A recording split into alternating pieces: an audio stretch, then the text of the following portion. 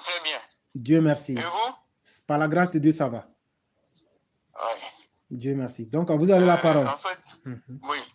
En fait, éclaireur, j'ai quand même pas mal de griefs à dénoncer ici. Parce que chose que je vous ai déjà dit, il y a certaines choses qu'on peut dire sur cette plateforme et qu'on ne peut pas dire ailleurs. Effectivement. Et donc cette plateforme-là nous donne beaucoup de liberté. Effectivement. Et ça nous donne aussi, ça nous permet aussi de corriger un certain nombre de choses chez nous. Oui, parce que c'est bien. Hein? Moi, j'aimerais que ici, sur la plateforme ici aujourd'hui, on aille sortir les petits voleurs de la MACA et qu'on mette tous ces grands responsables-là de tuerie là.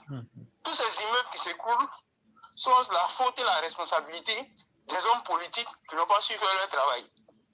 Parce que, comment on peut expliquer, quand j'entends un journaliste dire que le ministre n'est pas un maçon, mais attends, les techniciens qui sont chargés du ministère pour donner les accréditations, pour aller vérifier si les travaux sont bien faits, qui désigne ces gens-là?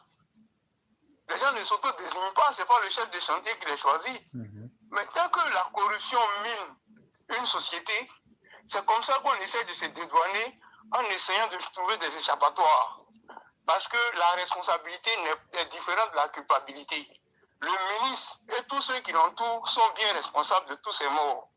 Et s'ils ont une petite dignité, ils ne doivent pas pouvoir s'endormir parce que ces morts-là vont hanter leur conscience. Parce que je ne peux pas comprendre qu'on vous met à la tête du ministère de la Construction et que vous n'êtes pas capable de désigner un cabinet de techniciens comme si les techniciens en Côte d'Ivoire, ça manquait. Non. En Côte d'Ivoire, on a les immeubles qui sont au plateau, là, ça date des années 60. Est-ce qu'un déjà s'est écroulé? On a une crise grave où il y a eu des obus qui ont tourné au plateau. Mais combien d'immeubles au plateau se sont effondrés? Ah, donc ces gens-là étaient des marchands de sommeil? Non, il ne faudrait pas que le ministre insulte notre intelligence. On a des immeubles au plateau qui datent des années 60, qui ne se sont jamais écoulés. Bon, comment ça se construit? Mais pourquoi on en est arrivé là? Parce que quand les normes de la construction sont floues, comme le disait une responsable politique en France ici, qui dit quand c'est flou, c'est qu'il y a un loup, c'est que c'est flou. Mais quand les normes de la construction sont floues et que personne ne sait comment ça se fait, et que ça se fait comme les gens le disent, dans une secte de sorcellerie, mais c'est à ce résultat-là que ça aboutit. Parce que moi, si je sais comment les dosages sont faits, comment ça se fait techniquement, mais je ne peux pas accepter. Moi-même, je ne peux pas accepter. Je peux confirmer pour dire, ça, on ne peut pas habiter dedans parce que les normes ne sont pas respectées. Mais quand il y a toujours des dessous de table, des pots de vin, dans une société où l'État même, je suis désolé de le dire, mais l'État même est dans le flou. L'État est dans le flou. Parce que regarde ici, éclaireur, la dernière fois ici, on a décrit l'état de la justice. Mais, éclaireur, quand on décrit l'état de quelque chose, c'est qu'il y a quelque chose qui ne va pas. Mais les gens font comme si tout va bien et comme si de rien n'était. Mais attends, on a 26 millions de population. Normalement, on doit avoir, au minimum, éclaireur, on doit avoir au moins 2600 magistrats. Mais en Côte d'Ivoire, on a 450. Et on nous dit qu'on forme 30 magistrats par an. Donc, attends, les 2600, on va les avoir dans combien de temps? Dans 30 ans. 100 ans? 30 ans, mais 40 ans. Je suis désolé. Mais qu'est-ce qui est mis à la disposition de la justice pour rattraper ce retard? Recruter 30 magistrats, c'est bien beau. Peut-être on dirait qu'on a doublé le nombre. Le nombre, c'était 15. Mais éclaireur, par rapport à ce qu'il y a à rattraper, 30 magistrats, c'est nul. 30 magistrats, c'est zéro. Parce qu'en 10 ans, tu auras recruté combien de magistrats? 300 magistrats. Alors que déjà, aujourd'hui, il te manque au moins 2000 magistrats à rattraper. Et puis, on se plaint que les dossiers ne sont pas traités rapidement. Oui, la justice est désarmée, la justice n'a pas de moyens. Mais qui doit mettre les moyens? C'est l'État. Et on n'en parle pas. On ne dit rien. Mais les gens aussi, je ne sais pas si encore les gens ont encore une once de dignité dans ce pays. Mais il faut avoir le courage de dire, monsieur le ministre, nous ne pouvons pas travailler dans ces états-là. La surpopulation carcérale, on n'en parle pas. C'est pourquoi certains ne sont pas emprisonnés, puisqu'il n'y a pas de place de prison. Hein, je pense que si on commence à construire des belles prisons, des belles places de prison pour certains responsables, mais dans ces pays qu'on dit développés là, les responsables ont peur d'aller en prison. Ils ont peur d'aller en prison, mais chez nous, les responsables, quand ils sont en responsabilité, ils jouissent d'une impunité qui ne dit pas son nom. Mais comment on peut s'en sortir? Comment est-ce que vous voulez que les gens sentent que véritablement l'État travaille? L'État ne travaille pas. L'État travaille contre la population. Je suis désolé de le dire comme ça, mais c'est nous qui sommes au pouvoir. Et si nous, on n'arrive pas à redresser ce pays, je ne vois pas ces amuseurs-là qui sont derrière dans l'opposition qui vont pouvoir le faire. Mais si nous-mêmes, on ne décrit pas ce qui n'est pas bon, mais je ne vois pas qui va le faire. Je ne vois pas qui va le faire. La dernière fois, je disais ici que les filets sociaux, c'est une trappe à détournement de fonds publics. Il y a quelqu'un qui ont dit non, mais comment on peut... J'ai dit, mais si véritablement, on veut véritablement donner de l'argent aux gens pour leur dignité, les critères là, on doit établir ça pour que chacun se dise je suis dedans ou bien je ne suis pas dedans. Ça ne se fait pas dans un bureau ou bien derrière ça ne se fait pas dans les murs d'un ministère.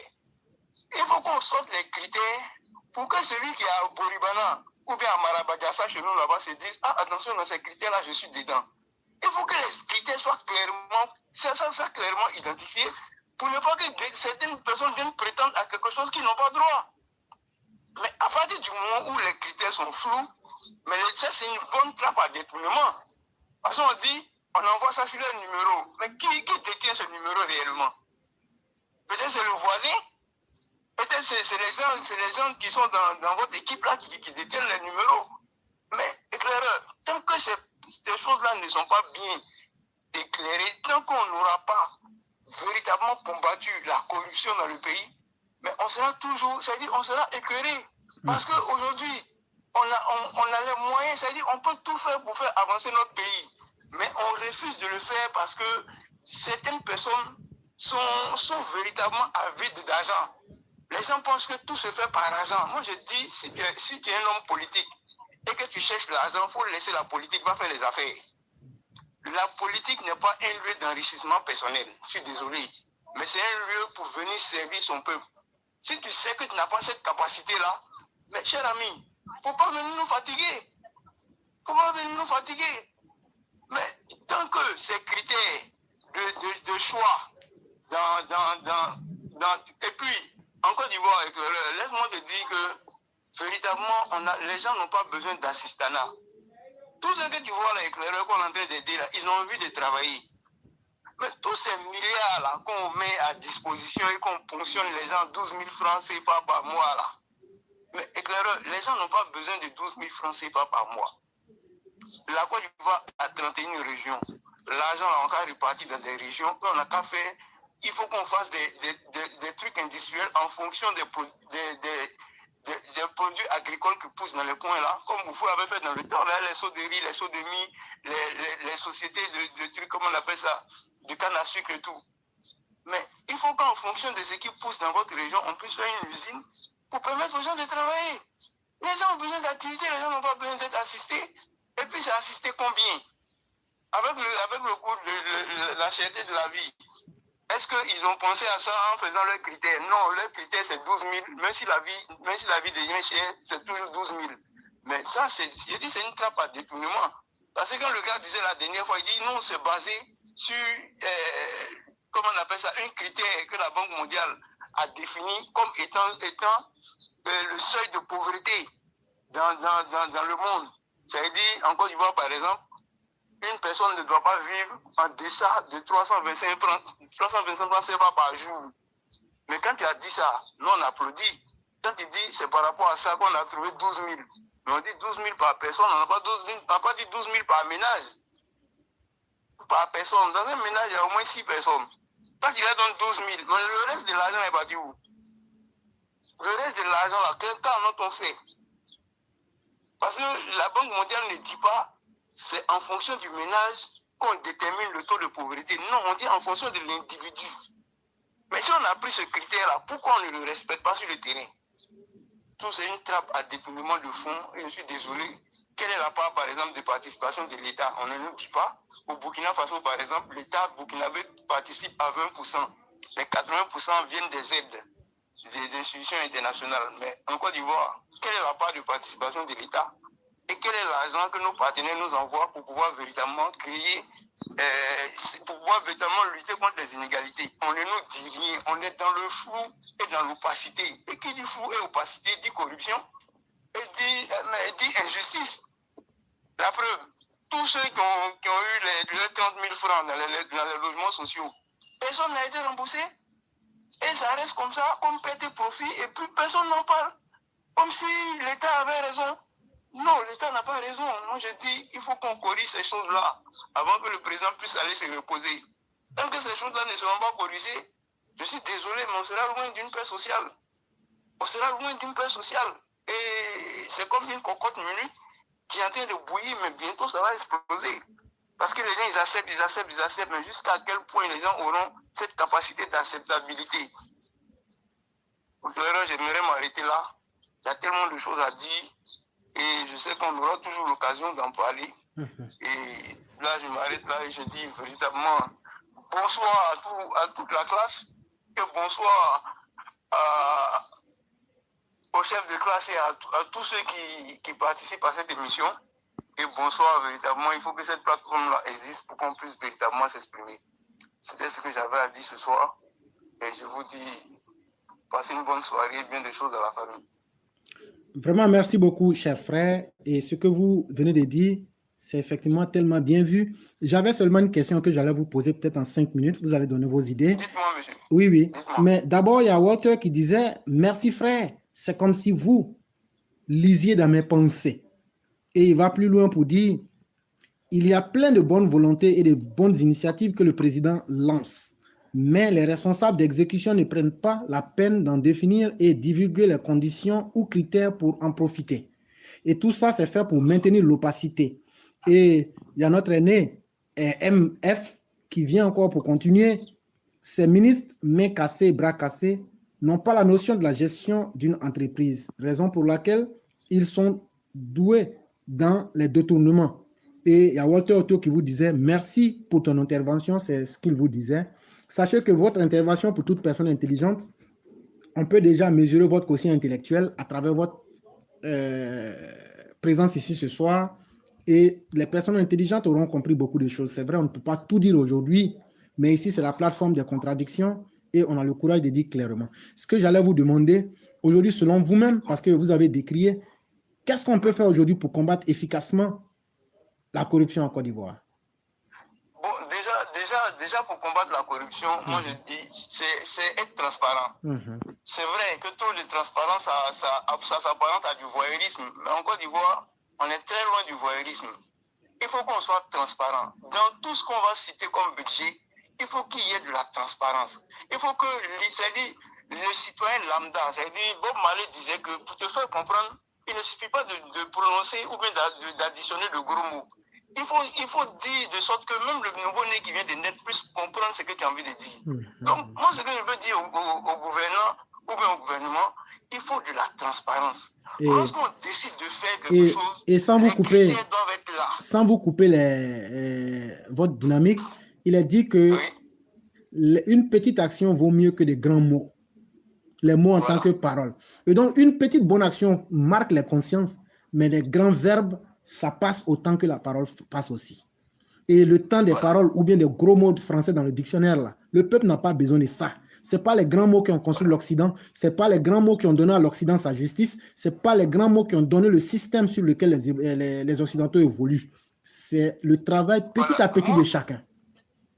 Moi, ce que j'aimerais quand même dire, c'est vrai, peut-être que je vais dire, ça va choquer, mais il faut que je dise pour que ça soit un bout de solution, en fait. Éclaireur. Tout le monde a accepté, tout le monde a admis en Côte d'Ivoire que le SMIC, là, il est à 60 000. On est d'accord avec ça, non? Mais si on est vraiment d'accord avec ça, le salaire de nos responsables là, ne doit pas dépasser 10 fois le SMIC. Ça veut dire, ramenons le salaire des ministres à 600 000. Ceux qui voudront être ministres vont être ministres. Ceux qui voudraient être ministres pour le peuple ils vont être ministres pour le peuple et non pour ce qu'ils gagnent comme avantage. Parce que si ton salaire est, je ne sais pas, les salaires des ministres, on a 3-4 millions. Il y a d'autres même qui sont ministres et en même temps ils sont députés. Donc ils cumulent les salaires. Mais essayons quand même de faire baisser leur part de gain. Mais quand on va faire baisser leur part de gain, ceux qui voudront véritablement travailler vont travailler. On saura que ce n'est pas pour ça qu'ils viennent travailler. Parce que si, bon, regarde, sur l'échelle, c'est-à-dire le plus petit d'entre vous, c'est-à-dire ceux qui contribuent à vous mettre au pouvoir, ont un salaire aussi bas et que vous taillez la part du lion, mais ce taux d'inégalité, je peux comprendre que ça se passe dans des entreprises, c'est-à-dire dans le privé, c'est normal. Quand une entreprise se porte bien, les dirigeants doivent quand même en jouir et aussi en même temps faire bénéficier la masse. Mais dans le public, c'est-à-dire l'argent que toi, éclaireur, tu donnes, l'argent que nous tous nous donnons, il faut qu'on puisse limiter le salaire des responsables politiques à un niveau au moins 10 fois le SMIC. Mais si on dit 10 fois le SMIC, tu vas voir que le SMIC va passer à 120 000. Parce qu'on dit, mais si on dit 600 000 là, c'est pas bon. Et donc le SMIC là, on va faire 120 000. Comme ça, si on multiplie par 10, nous on aura 1 200 000. Un peu comme ça, le SMIC va aller jusqu'à 500 000 parce que eux, ils se battent pour leurs intérêts. Mais en même temps que vous battez pour vos intérêts, vous allez vous battre pour l'intérêt de tous. Donc déjà, comme je le disais, il faut de la transparence. Lorsque le président décide une action, il faut que ce soit clair. Il ne faudrait pas qu'il y ait de l'opacité. Il faut que ce soit clair. Comment on fait pour atteindre ça? Qu'est-ce qu'on fait? Avec qui on travaille? Qui sont ceux qui... Regarde, éclairez déjà dans la gestion même des trucs, comment on appelle ça, des marchés publics. Rien que ça. Regarde l'opacité. Regarde l'opacité. C'est-à-dire qu'on a accepté que dans les marchés publics, il y a 20 gré à gré. Mais le reste là, les 75% ou bien les 72% qui restent là, mais mettez des choses claires pour que chacun, pour que moi, si je veux faire une entreprise aujourd'hui, je dis, vraiment aujourd'hui, je veux faire une entreprise de vente de riz et que je dois, par exemple, alimenter les cantines publiques, c'est-à-dire la fonction publique et tout ça. Mais au moins, je sais quels critères, je sais comment faire et je sais quel partenaire m'associer pour dire, voilà un bon marché. Mais rien de tout ça n'est éclairé. Rien de tout ça. Même la constitution du budget de Côte d'Ivoire, éclaireur, nous produisons en Côte d'Ivoire 4 667 milliards. Ça, c'est ce que nous produisons en Côte d'Ivoire. On a un budget qui équivaut à 9 000 milliards. Donc, je suppose que tout le reste qui arrive là, c'est de l'aide bilatérale. On a des aides avec nos partenaires. Et c'est tout ça, on met ensemble et puis ça fait notre budget. Mais il n'y a pas de... C'est l'opacité totale.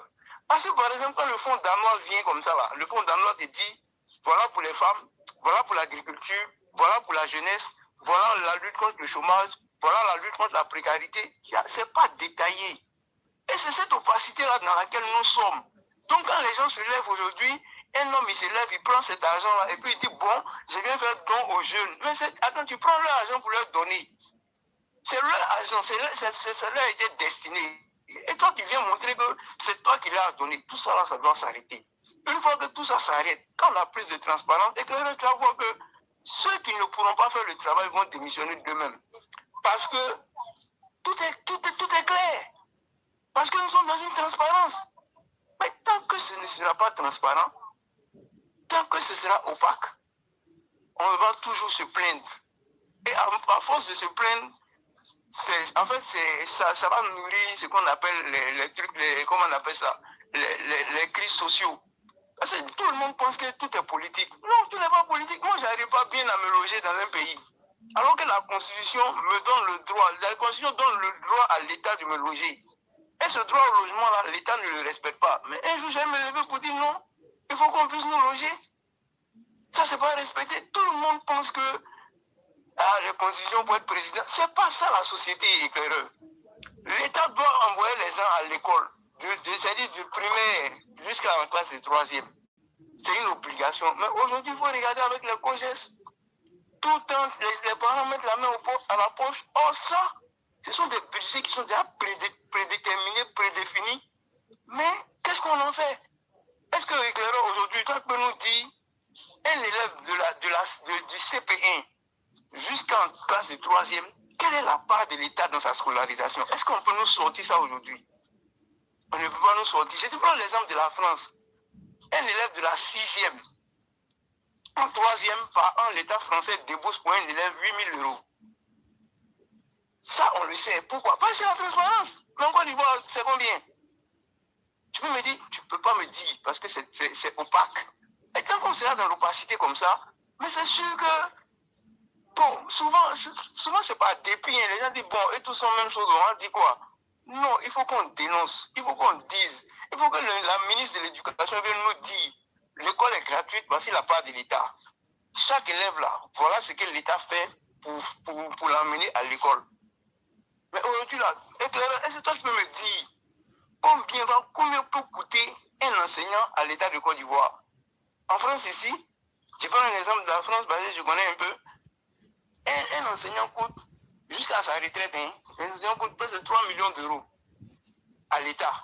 Mais tu peux me dire, du moment où l'enseignant a commencé à travailler là, jusqu'à ce qu'il va là à la retraite là, l'État débourse combien pour lui?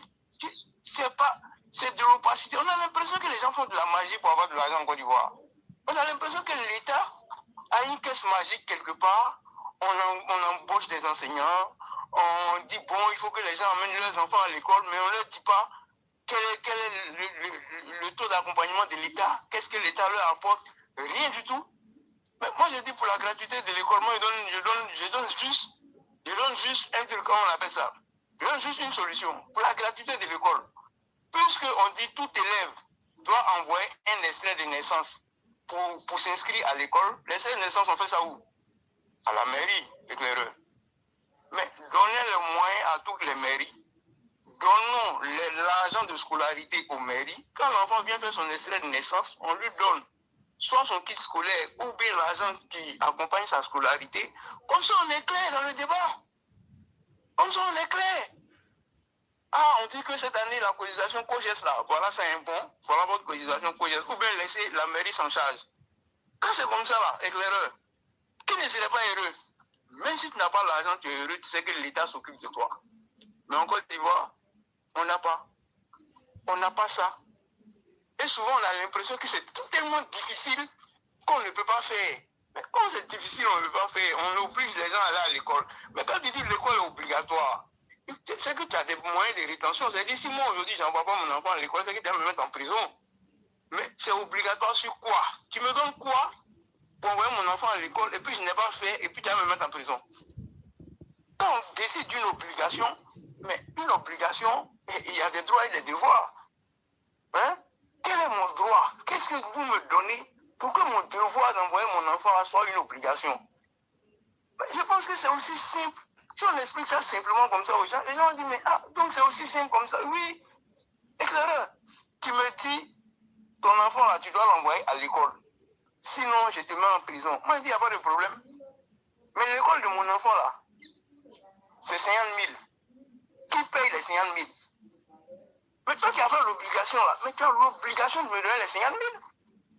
C'est aussi, attends, une loi c'est ça. Quand on vote une loi, il faut des mesures d'accompagnement. Mais est-ce qu'en Côte d'Ivoire on a des mesures d'accompagnement de nos lois? On n'en a pas.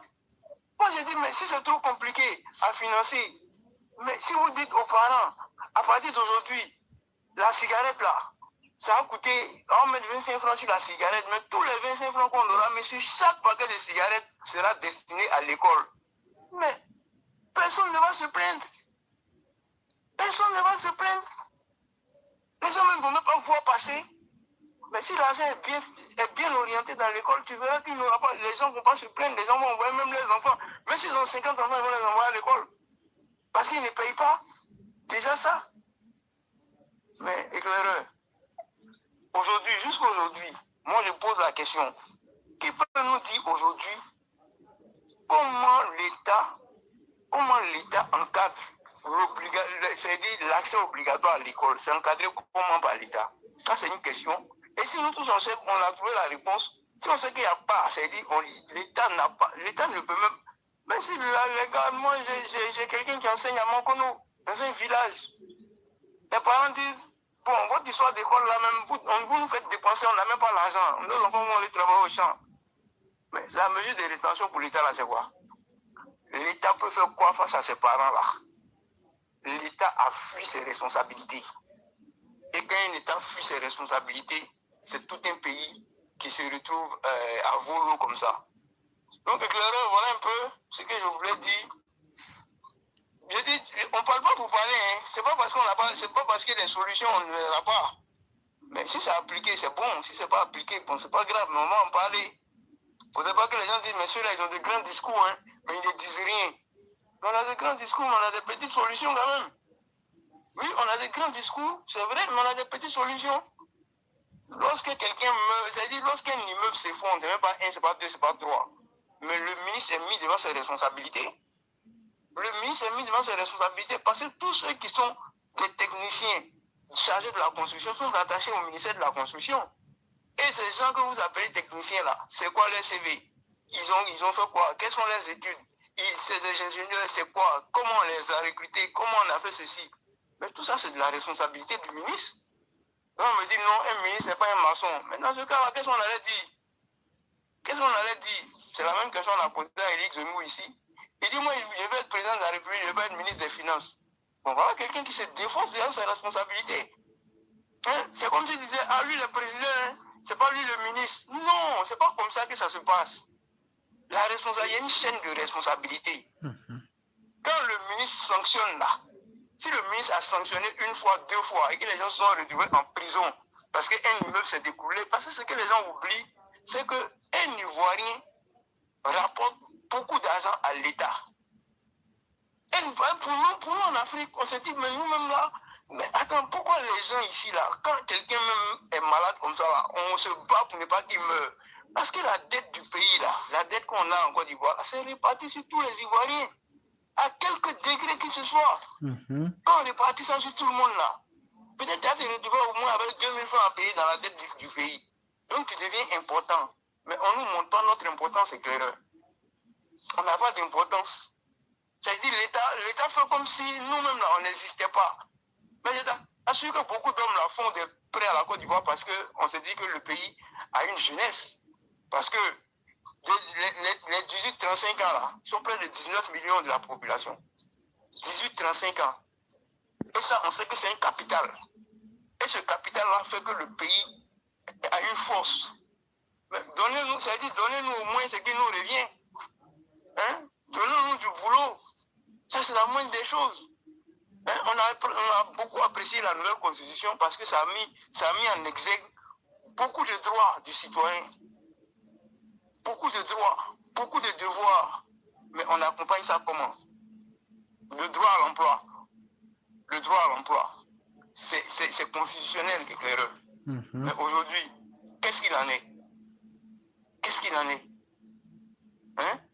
Comment on explique que, avec toute cette jeunesse-là, un pays dit agricole, avec toute cette jeunesse-là, on n'arrive pas au moins à créer des filières qui vont avec notre économie.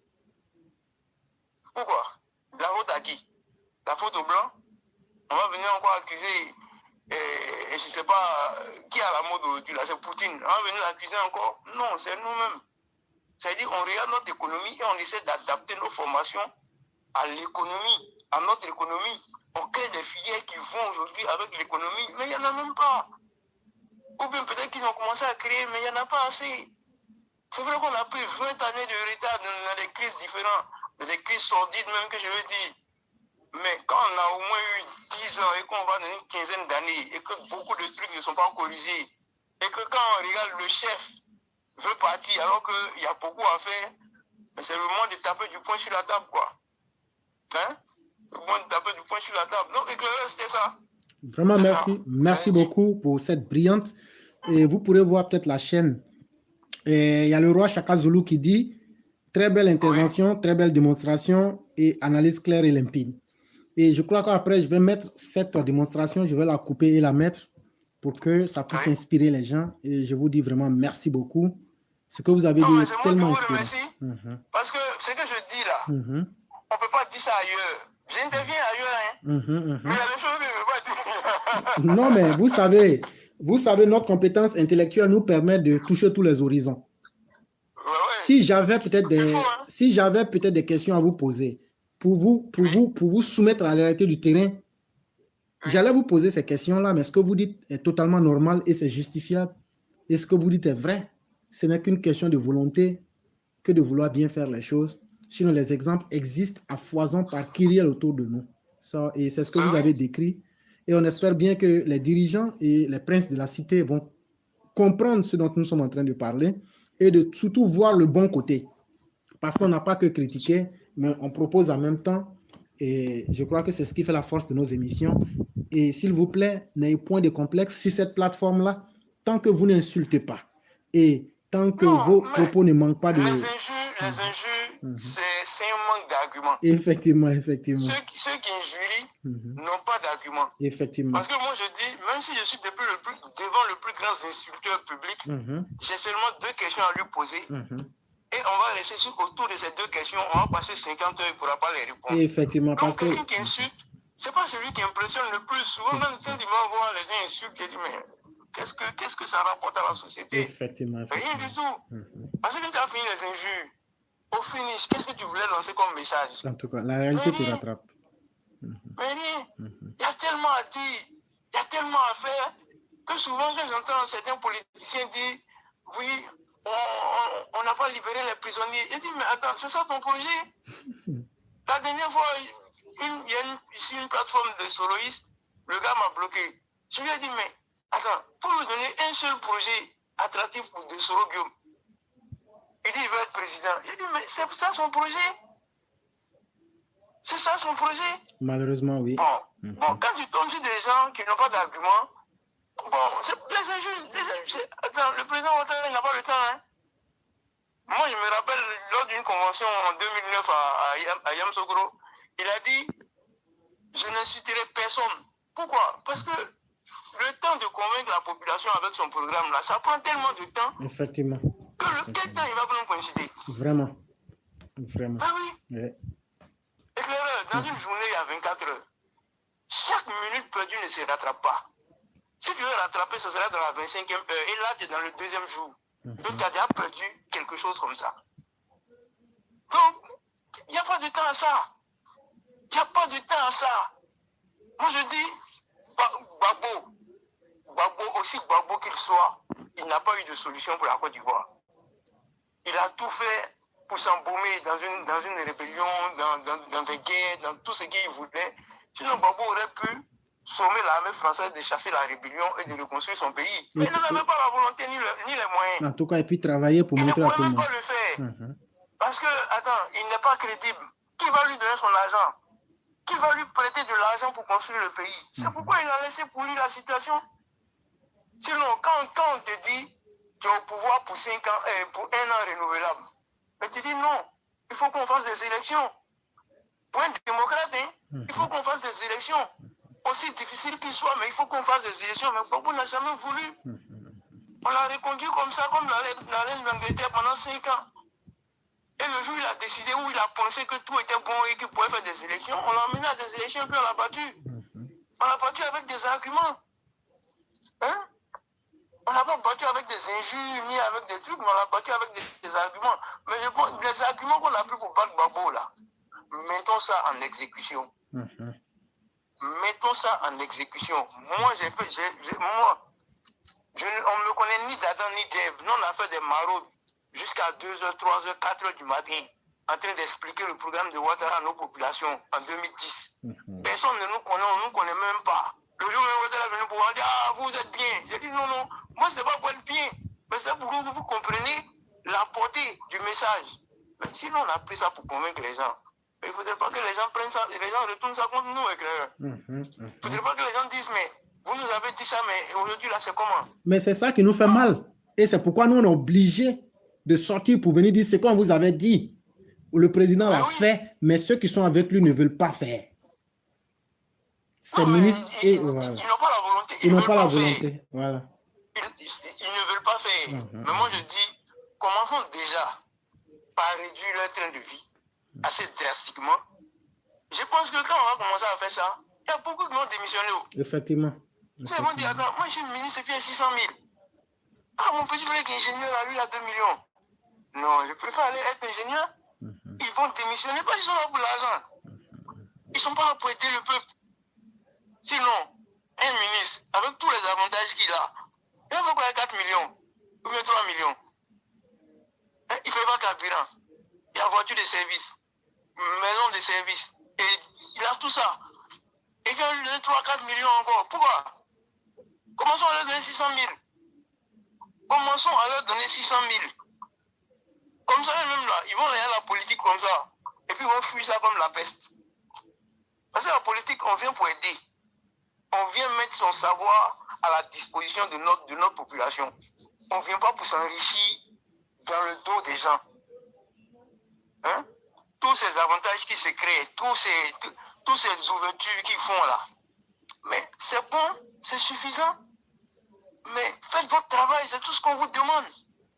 Faites votre travail. J'ai dit ici que le programme des trucs, comment on appelle ça, l'emploi jeune, c'est un système qu'on avait utilisé sous Bédier. On appelait ça les fonds sociaux. Ça n'a pas marché. Mais pourquoi on garde toujours les mêmes programmes qui ne marchent pas? Non, pour assumer les mêmes conséquences d'échec. Oui, mais changeons parce que ça ne marche pas, ça ne va pas marcher. Attends, un pays où on n'a pas d'adressage, un pays où, comment on appelle ça, c'est-à-dire on n'est pas structuré. Les gens aujourd'hui là, tu ne peux même pas dire, voilà où on peut trouver X personnes, voilà où on peut trouver Y personnes. Mais tu ne vas pas commencer à faire des prêts à tout va. Non, crée des entreprises, embauche les gens, fais-les travailler. Ou bien tu leur fais des prêts, mais à condition qu'ils prennent des gens pour travailler avec eux. C'est qu'il faut avoir de la contrepartie. Si tu dis, il veut agrandir son magasin, tu dis, bon, nous on va te donner de l'argent, mais il faut que dans ton magasin, tu prennes 5 personnes. S'il est d'accord, il le fait. S'il n'est pas d'accord, il va voir sa banque. Il n'a pas besoin de fonds publics pour ça. Oui, il n'a pas besoin de fonds publics pour ça. Mais si en leur donnant des fonds publics pour essayer d'agrandir leurs activités et qu'ils arrivent à désengorger le marché du chômage, c'est le but. C'est le but. On donne de l'argent aux gens. Le gars, il est seul dans son coin. Il a grandi son coin, il est toujours seul. Mais qu'est-ce qui a changé? Rien. Qu'est-ce qui a changé? Il travaillait avant. Donc vous ne lui avez pas donné du travail. Il a toujours travaillé. Qu'est-ce qui a changé? Si au moins il a 2-3 personnes avec lui, et puis on impose des quotas de femmes dans les recrutements avec les gens là, ça va réduire drastiquement un peu le seuil. Mais non, on n'a pas de contrepartie, on n'a rien, on leur donne l'argent. On dit le taux de remboursement à 45%. Ils disent donc on va aller courir derrière les gens. Attends, c'est quoi cet amateurisme là? Alors des nouvelles technologies aujourd'hui, on courir derrière les gens parce qu'ils n'ont pas payé. Ah non, je trouve véritablement qu'on n'utilise pas tout notre potentiel, quoi. Ou bien soit on ne veut pas utiliser notre potentiel. Ou bien on fait exprès. Attends, ceux qui sont développés ici, là, c'est pas parce qu'ils sont plus intelligents que nous, éclaireurs. Non, c'est parce qu'ils ont de la volonté. C'est parce qu'ils veulent aider. Et c'est ça qui fait la différence entre eux et nous. Hein? Ouais, éclaireur, je ne vais pas trop monopoliser. Il n'y a pas de problème. Je pense que j'aurai l'occasion d'intervenir de temps en temps. Il n'y a pas de problème. Si l'occasion m'est donnée. Ça sera toujours un plaisir. Je ne pas sur Facebook. Non, on nous a coupé pour une semaine. Parce que, bon, j'ai eu à poster des images sur le Mali où certains de nos frères se faisaient canarder par Wagner. Et moi, je conçois très mal qu'on puisse montrer la guerre en Ukraine et faire oublier la guerre au Mali. Et donc, moi, par solidarité pour nos frères africains, j'ai montré ces vidéos-là et Facebook m'a bloqué. Sinon, ce n'est pas autre chose. Mais ils ont dit pour une semaine. C'est pas grave. Maintenant qu'on peut échanger sur YouTube. Oui, effectivement. Vraiment, merci beaucoup. Oui. Donc, c'était ma participation. Vraiment, je tiens une grande salutation aux élèves de la classe. Merci beaucoup. Et on garde toujours le contact. Merci beaucoup et je vous souhaite une excellente soirée. Merci beaucoup. Merci beaucoup. Et donc, mesdames et messieurs, voilà le décor qui a été planté et tout le monde a dû apprécier l'intervention de notre frère qui a eu une information, une intervention plus que limpide et très importante. Et il y a KTS qui disait, j'espère vraiment que nos ministres vont s'asseoir au sol avec un bloc-notes, ne serait-ce que pour appliquer les solutions que nous leur donnons ici. C'est vraiment important. Et il y a Nina Quadio qui dit, bravo, bravo monsieur, vous êtes trop éclairé. Waouh, elle parlait de l'intervenant qui venait de parler. Et ainsi de suite, les commentaires sont très enrichissants. Et il y a M. Madou Fadiga qui dit qu'aujourd'hui, les postes ministériels, c'est juste l'enrichissement illicite étant ministre. Voilà, voilà autant. Et ainsi de suite. Et donc, nous allons passer à l'avant-dernier.